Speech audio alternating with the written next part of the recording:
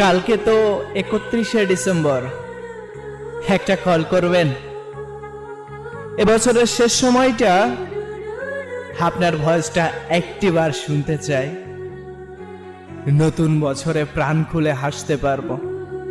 জানি হয়তো সে ভাগ্য আমার হবে না, তবুও কেন জানি অপেক্ষা করতে মন চায়।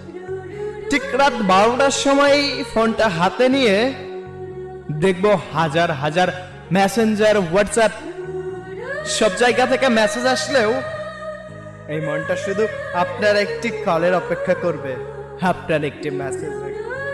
কি কল করবেন না? এতটা পাষাণ হইয়েন না।